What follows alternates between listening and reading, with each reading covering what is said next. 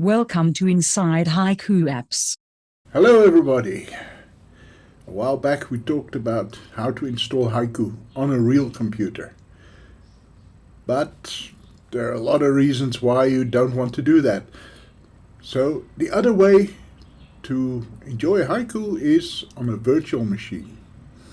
Now a virtual machine is like your computer pretending to be another computer.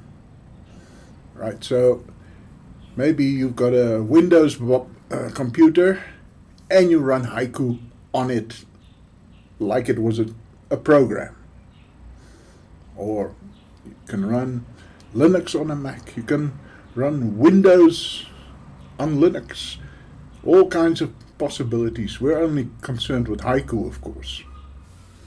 So let's have a look in general how you do that. Welcome to my M2 Mac Mini.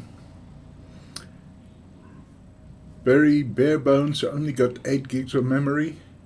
I've added some disk space to it though, as you can see over here.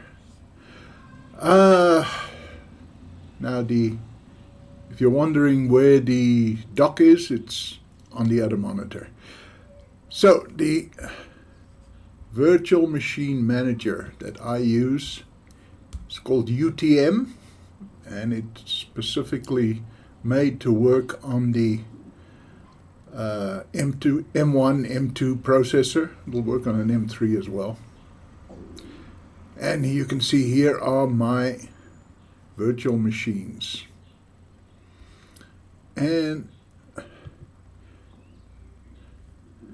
here is Haiku. We're not going to start that up yet. So before we go on with that, let me just talk about alternatives.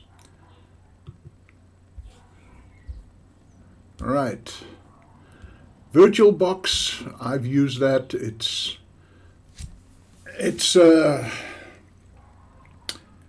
very good when you get it working. But if your host machine is Linux, be careful, because VirtualBox needs kernel support. And it's happened to me quite a few times that I hear, oh, there's an updated kernel and would you like to upgrade? Yes, and then VirtualBox stops working. Then you have to reinstall VirtualBox to get it going again. Okay, it's not the end of the world. And of course, if you're the kind of person who compiles kernels, then, well, that should not be a problem. But if you're the kind of person who can compile kernels, then what are you watching my channel for? But once you got it going, very good. Qemu. UTM is actually a front end for Qemu. Right, so Qemu is not a beginner's program. It's command line, and those command lines get really, really long. So if you want to use Qemu, then get one of the many front ends that are available for it, which UTM is one. VMware, okay, that's the Pro. It costs money, big money. But there's also this one, VMware Workstation Player, which some people swear by, and that one is for free. I'm not sure that you can create virtual machines on it, but you can play them. Right. KVM, again, KVM is basically a command line, although there are also front ends for it. Same for Word Manager. Parallels, that mostly is to run Windows applications on Mac. But yeah, people have been known to run other operating systems on them. I don't think boxes is the best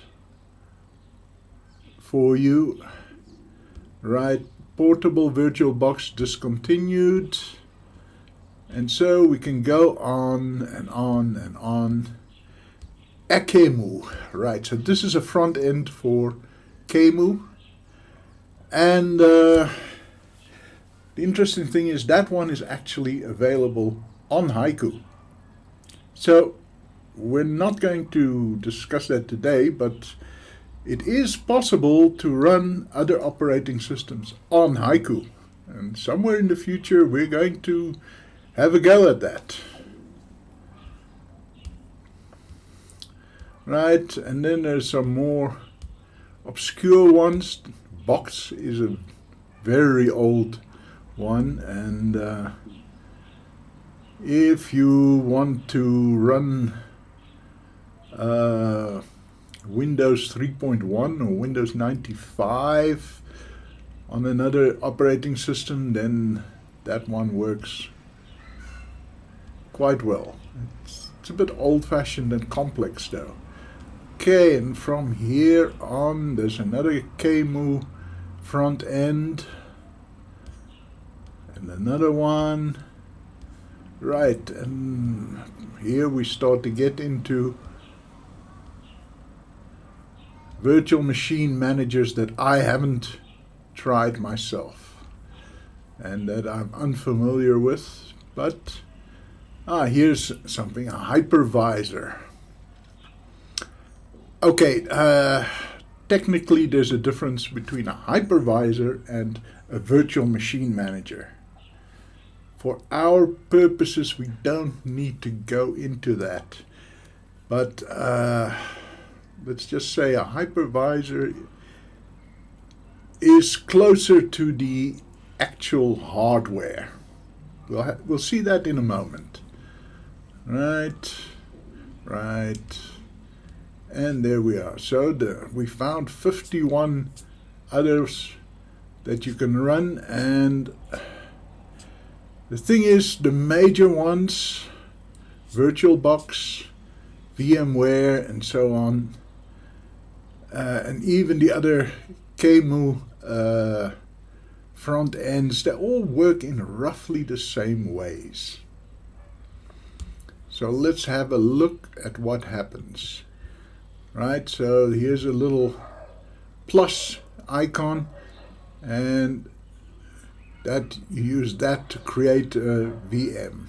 Now, in other ones they may say new or create or whatever, but okay, so virtualize or emulate. Right, so virtualize is the hypervisor that we talked about earlier, right, which is lightning fast, but then I can only put on operating systems that were written for the M1, M2, M3 processor.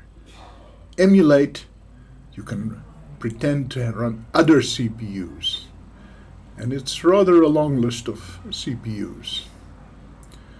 Okay, so in this little wizard we say other.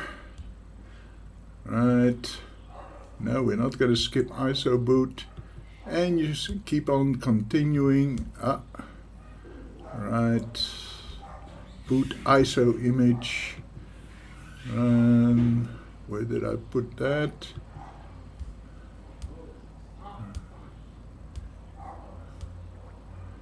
Alright, here it is. Alright, continue. Right, it'll ask you what architecture and more specifically what kind of system. And here you just sort of have to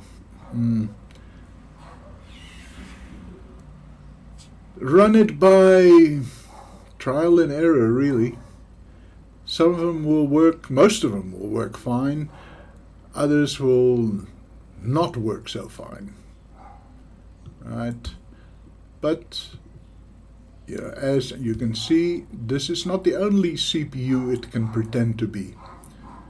We can all the way back to a 386, a Motorola 68000 series, right, and some that I have never actually heard of. Okay, most of the time, of course, you'll want x86 64. Right, so how much memory? I've only got 8 memory on this, so I don't want to give it too much. CPU cores. Oh, I've got quite a few on this Mac, so we can give it 6. Continue. Right, and now we get to the important part. The size of the drive where data will be stored. Now, some of the other virtual machine memory managers, they'll ask you for a name. UTM doesn't do that. It gives it its own name, right? But once you've gone this far, then continue, right? Okay, we don't need to worry about this. And right, and we save that. And I could have called it Haiku example. I didn't bother. Right, so now this should boot. Let's see. And there we go, it's booting.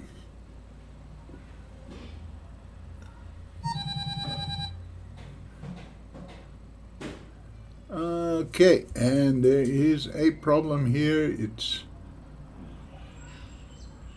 too big, but we can fix all that later.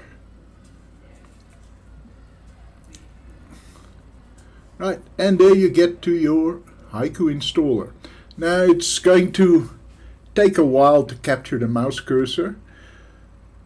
Some of these programs give you a specific key press to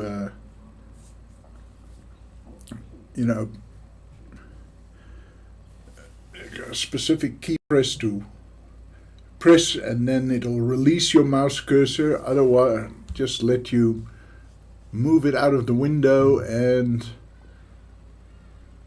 I think you've probably seen this before, having 2 mouse cursors there, and it's got it again.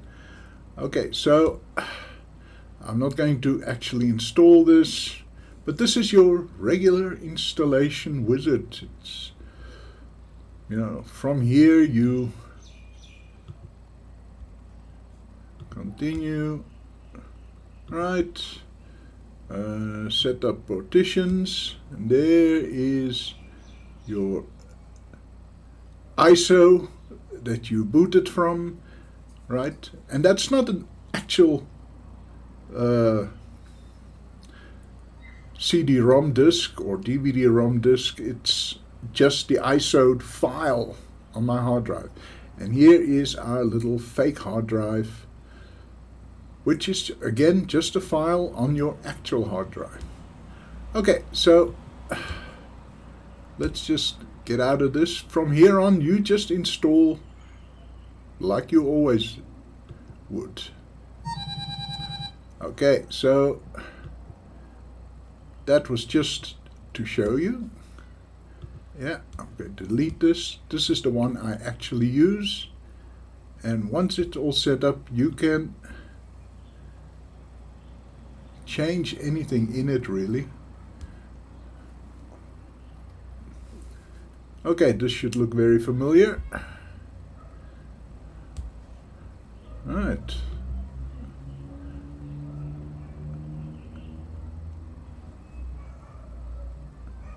Okay, so let's power this off.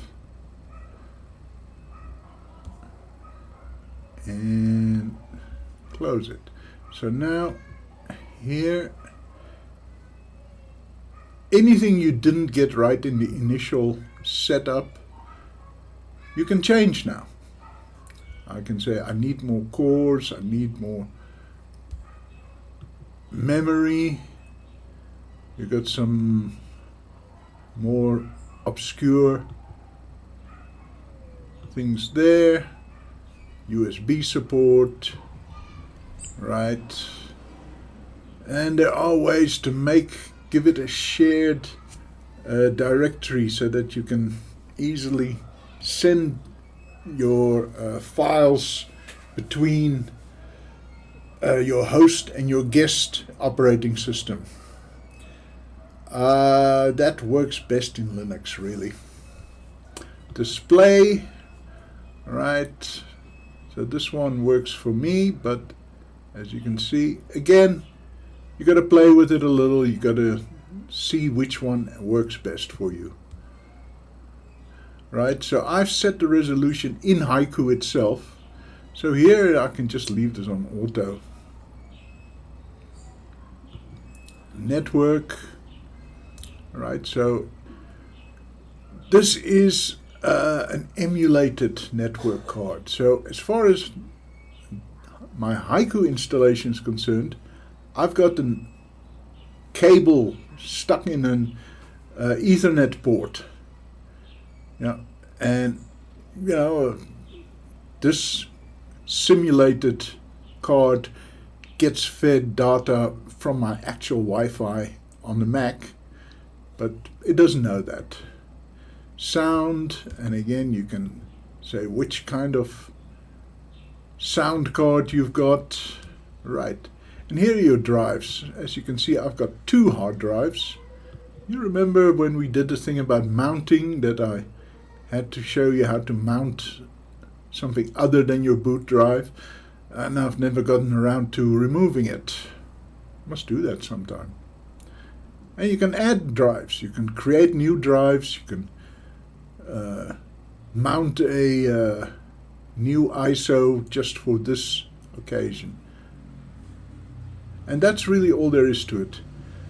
Yeah, it takes a bit of time to set up, but once you've got it, one click and you're in your virtual Haiku setup.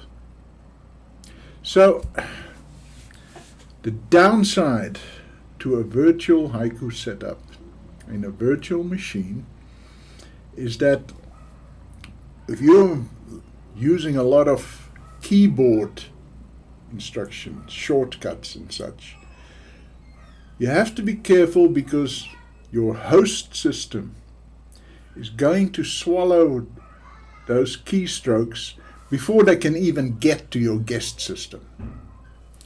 So, sometimes you have to play around a bit with your keyboard, and, if you're on a Mac, you have to remap your keyboard so that the Option key is remapped to the Command key, or the other way around, so that your system doesn't suddenly think, he pressed Command S, so something must be saved, and it saves whatever was lost on your Mac rather than in your Haiku setup. So that's the one thing to look out for. Then also you see that the Mac especially has these rounded corners. Oh, very beautiful, right? Yeah, but if you've got hot corners set up, you can never actually get to that last pixel that triggers the hot corner. Okay, so those are 2 things to look out for.